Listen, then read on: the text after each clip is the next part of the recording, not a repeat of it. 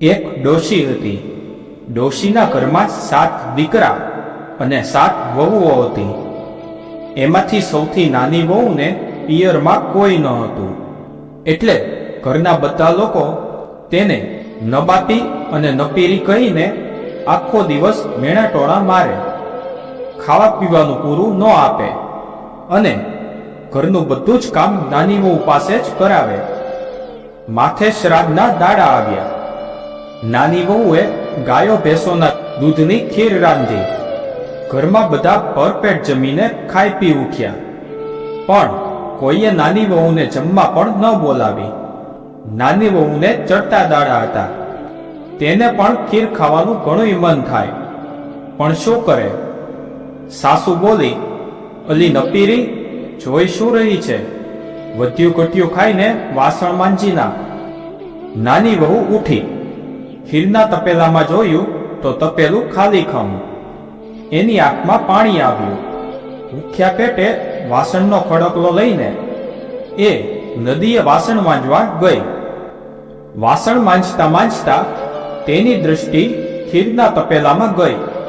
તેણે તાવેથો લઈને તપેલામાં ચોટેલા કપોડા ઉખેડ્યા અને સાડલાના છેડે બાંધ્યા. એણે મનમાં વિચાર્યું કે નિરાતે નાઈ ધોઈને ખાઈશ. એટલામાં એક નાગણની દ્રષ્ટિ સાડલામાં બાંધેલા કપોડા ઉપર પડી. નાગણને ચડતા દાડા હતા. એને ખીરના કપોડાનો ભાવ થયો. નાગણ આવીને ગુપચુપે બધું ખાઈ ગઈ. વહુ નાહીને આવી અને સાડલામાં જોયું તો કપોડા ન મળે. નાગણ આ બધું દૂર સંતાઈને જોતી હતી. એના મનમાં થયું કે અવશ્ય તે મને ગાળો દેશે. પણ વહુ તો બોલી, હશે કોઈ મારા જેવી દુખિયારી, ભલે ખાઈ ગઈ. મારું પેટ ઠરે એવું એનું પેટ ઠરજો. નાની વહુએ ગાળો નહીં પણ આશીર્વાદ આપ્યા. એ સાંભળીને નાગણ પ્રસન્ન થઈ ગઈ. નાગણ વહુ પાસે આવી અને કહ્યું, બહેન, તારા કપોડા હું ખાઈ ગઈ છું. બોલ, તને શું દુઃખ છે? નાની વહુએ બધી માંડીને વાત કરી કે મારા પિયરમાં કોઈ નથી, એટલે બધા મને મેણાટોણા મારે છે. પૂરું જમવાનું પણ નથી આપતા. અત્યારે મારે ચડતા દાડા છે. મારો ખોળો ભરાવનાર કોઈ નથી. આટલું કહેતામાં નાની વહુની આંખમાં જળજળિયા આવ્યા. આ સાંભળીને નાગણને દયા આવી. નાગણ કહેવા લાગી, બેટી, તું રડીશ નહીં. આજથી અમને તારા પિયરિયા માનજે. જ્યારે તારો ખોળો ભરવાનો થાય ત્યારે પેલા રાફડા પાસે આવી કંકોત્રી મૂકી જજે. આ સાંભળીને નાની વહુના મનમાં હરખ માતો નથી. એને તો જાણે ધર્મની માં મળી હોય એમ એ રાજી થઈને ઘરે ગઈ. થોડા દિવસો પછી વહુને ખોળો ભરવાનો દિવસ આવ્યો. ઘરમાં બધા વાતો કરવા લાગ્યા કે એને તો પિયરમાં સૂકું સીડ્યું નથી અને એને વળી ખોળા શા. નાની વહુનો જીવ મૂંઝાણો. એણે સાસુને કહ્યું, માજી, મારા પિયરમાં દૂરના સગા છે, કંકોત્રી તો લખી આપો. એક ઘરડી પડોશણ બોલી, કટકો કાગળ લખવામાં શું જાય છે, લખી આપો ને. કંકોત્રી લઈને વહુ પેલા રાફડા પાસે મૂકી આવી. ખોળો ભરવાનો સમય થયો. સાસુએ ટોણો માર્યો, ઝટ કરો ને, ચૂલે આંધણ મેલો. હમણાં વહુના પિયરિયા આવશે, પેટી ભરીને લુગડા લાવશે. એટલામાં તો નાગણ, નાગદેવતા અને નાગકુમારો આવી પહોંચ્યા. પેટી ભરીને હીરાના ચીર લાવ્યા, સોનાના ઘરેણા લાવ્યા. આ જોઈને બધાના મોં સિવાય ગયા. ન કોઈ બોલે કે ન કોઈ ચાલે. ચૂલે તો સાચો સાચ આંધણ મૂક્યું. નાગ દેવતાઓએ કહ્યું, અમારા માટે દૂધ મૂકો, અમે તો દૂધના પીનારા. અને દૂધના દેગડા ચૂલે ચડ્યા. પાસેના ઓરડામાં દૂધના તપેલા મૂક્યા અને નાગ દેવતાઓ દૂધ પી ગયા. ખોળો ભરાવા માંડ્યો. વહુને હીરાના ચીર, સોનું રૂપવું અને હીરા માણેક જોઈએ તેટલું આપ્યું. સાસરિયા આ જોઈને છોબીલા પડી ગયા.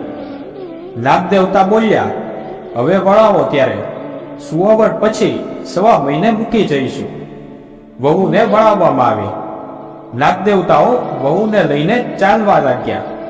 તેમણે કહ્યું, બહેન, ગભરાઈશ નહીં, અમારી પાછળ પાછળ ચાલી આવ. બધા એક મોટા પોયરામાં ઉતર્યા. ત્યાં વહુએ જોયું તો મોટો રાજમહાલ દીઠો. વહુ રાજી રાજી થઈ ગઈ. હિંડોળા ખાટ પર બેસીને ઝૂલવા લાગી. તો નાગણ બોલી, જો બહેન, આ નાગકુમારોને તારા ભાઈ સમજજે.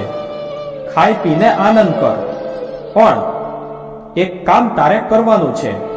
સવારે, બપોરે અને સાંજે ઘંટડી વગાડજે, એટલે બધા નાગકુમારો દૂધ પીવા ભેગા થશે. એમને નિયમિત દૂધ પાવું એ તારું કામ છે. દિવસો વીત્યા ને નાની વહુને દેવ જેવો દીકરો અવતર્યો. છોકરો તો દાડે વધે ને રાતે વધે એમ કરતા કરતા મોટો થયો. એક દિવસે નાની વહુ ઉકળતું દૂધ ટાઢું પાડવા મૂકીને બહાર ગઈ. છોકરો રમતો રમતો દૂધ પાસે ગયો. ત્યાં તેણે પેલી ઘંટડી જોઈ. છોકરાએ ઘંટડી વગાડી. ત્યાં તો બધા નાગકુમારો દોડતા આવ્યા. નાગકુમારોને જોઈ છોકરો તો બી ગયો. તેના હાથમાંથી ઘંટડી પડી ગઈ. ઘંટડી બરાબર 2 નાગકુમારોના પૂંછડા પર પડી, એટલે તેમના પૂંછડા કપાઈ ગયા. બીજા દૂધ પીવા ગયા, પણ ગરમ ઉકળતું દૂધ, તેના તો મોઢા બળી ગયા. નાગકુમારો તો બાંડિયા અને બુચિયા થઈ ગયા. નાની વહુ બહારથી આવીને જુએ તો રૂપાળા નાગકુમારો બાંડિયા અને બુચિયા થઈ ગયા. પણ શું કરે? નાના છોકરાને શું કહે? પણ નાગકુમારો ક્રોધે ભરાયા અને કહેવા લાગ્યા, અમે તારા છોકરાને કરડી ખાશું. એટલામાં નાગમાતા આવી પહોંચ્યા અને નાગકુમારોને શાંત કર્યા. પણ એમના મનમાંથી વેર ગયું નહીં. ત્યારબાદ નાની વહુને સાસરે વાળવાનો દિવસ આવ્યો. મનગમતી પહેરામણી આપી, સોનાનો ચૂડો આપ્યો અને વિદાય દેતા નાગમાતાએ કહ્યું, તને દુઃખ પડે તો અહીં આવજે. સાસુ તો છોકરાને જોઈ વહુને પેટી પડી. પણ બીજી વહુઓના મનમાં થયું કે આ માનીતી થઈ પડશે, એટલે બીજી વહુઓ એની પર વધારે રીસ કરવા લાગી. હવે પેલા નાગકુમારોના મનમાં થયું કે અહીં આપણને નાગમાતાએ કરડતા વાર્યા, પણ ત્યાં કોણ વારશે? એમ મનમાં ગાંઠ વાળી નાની વહુને સાસરે કરડવા આવ્યા અને ઘંટી નીચે સંતાઈ ગયા. વહુ પાણીનું બેડું ભરીને આવી. ઉંબરામાં આવતા ઠોકર લાગી, એટલે તેને પોતાના બાંડિયા બુચિયા ભાઈ સાંભળી આવ્યા. તે બોલી, ખમ્મા ઓ મારા બાંડિયા બુચિયા વીર. નાગકુમારો તો વિચારમાં પડ્યા કે બહેન હજી આપણને કેટલા સંભાળે છે. બીજે દિવસે પણ નાની વહુ પાણી ભરવા ગઈ. નાગકુમારો પણ પાછળ પાછળ છાનામાના સાથે ગયા. વહુને વાવને પગથિયે ઠેસ વાગી. નાની વહુ ફરીથી બોલી ઉઠી, ખમ્મા મારા બાંડિયા બુચિયા વીર. નાગકુમારોએ બહેનનો આટલો બધો પ્રેમ જોઈ કરડવાનો વિચાર માંડી વાળ્યો અને ત્યાંથી ચાલતા થયા. એક દિવસ મોટી વહુની દૂધની તાંબડી છોકરાએ રમતા રમતા ઢોળી નાખી. એ તો લાલ પીળી થઈ ગઈ અને છણકામાં બોલી, અમારા રાખનું દૂધ કેમ ઢોળી નાખો છો? તમે તો મોટા પિયરના છો. તમે તો કાલે ગાયો બાંધીને લાવશો, પણ અમે શું કરીશું? નાની વહુને આ સાંભળી ખોટું લાગ્યું. તે છોકરાને લઈને ફરીથી નાગમાતા પાસે ગઈ અને તેણે પોતાના દુઃખની વાત કહી. નાગમાતાએ એને 2 દિવસ રાખી અને કહ્યું, બેટી, ચિંતા ન કરીશ. જા તું ઘરે જઈને વાડો કરાવ. હું કાલે ગાયો મોકલીશ. નાની વહુએ ઘરે આવીને વાડો કરાવ્યો. એટલામાં તો પેલા બાંડિયા પૂછ્યા ભાઈ પુષ્કળ ગાયો લઈને આવ્યા. બહેનનો વાડો ગાયથી ભરાઈ ગયો. બહેન પેલા નાગકુમારોને ભાઈ ભાઈ કહીને ભેટી પડી. વાડો ભરાતા વધેલી ગાયો તેણે જેઠાણીઓને આપી. જેઠાણીઓ રાજી રાજી થઈ ગઈ. આખા ઘરમાં આનંદ થઈ ગયો. જય નાગ દેવતા, જય નાગ માતા. જેવા નાની વહુને ફળ્યા એવા અમને પણ ફળજો. નાગપંચમીનું વ્રત કરવાની વિધિ. આ વ્રત કરનારે સવારે નાહી ધોઈને પાણિયારા પર નાગનું ચિત્રામણ દોરી ઘીનો દીવો કરી પૂજન કરે. બાજરીના લોટની ઠંડા ઘીમાં ચોળેલી કુલેરનું નૈવેદ્ય ધરાવે.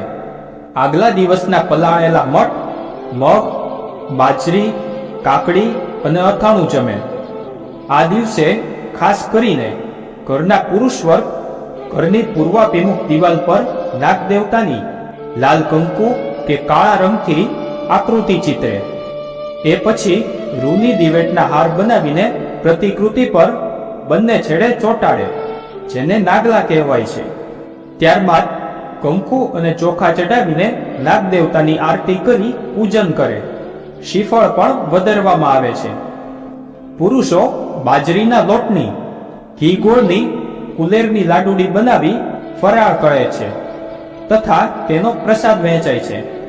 લોકો નાગને પિતૃ સમાન માની તેનું પૂજન કરે છે, જેથી પોતાના પરિવારના સભ્યોને જીવજંતુ કે સરીસૃપ વર્ગનું કોઈ પ્રાણી કરડે નહીં.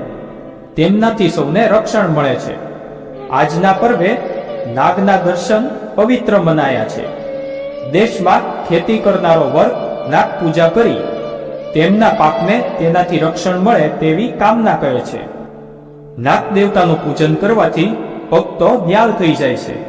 પરમાત્માના આશીર્વાદ તેમના ઉપર હંમેશા રહે છે અને પરિવારમાં નાગ દોષ હોય તો તેનાથી પણ રક્ષણ મળે છે. આ દિવસે વ્રત કરનારે અમુક ખાસ વાત ધ્યાનમાં રાખવી, જેમ કે આ દિવસે વ્રત કરનારે ધરતી ખોદવી નહીં અને ખેડૂતે હળ ચલાવવું નહીં. એવી પણ માન્યતા છે કે નાગપંચમીના દિવસે સોય અને દોરાથી સિલાઈ કરવી જોઈએ નહીં અને લોખંડની કડાઈમાં પણ ભોજન બનાવવું જોઈએ નહીં. જો તમને આજનો આ વિષય વિડીયો પસંદ આવ્યો હોય તો લાઈક અને શેર કરી ચેનલને સબસ્ક્રાઇબ જરૂરથી કરજો.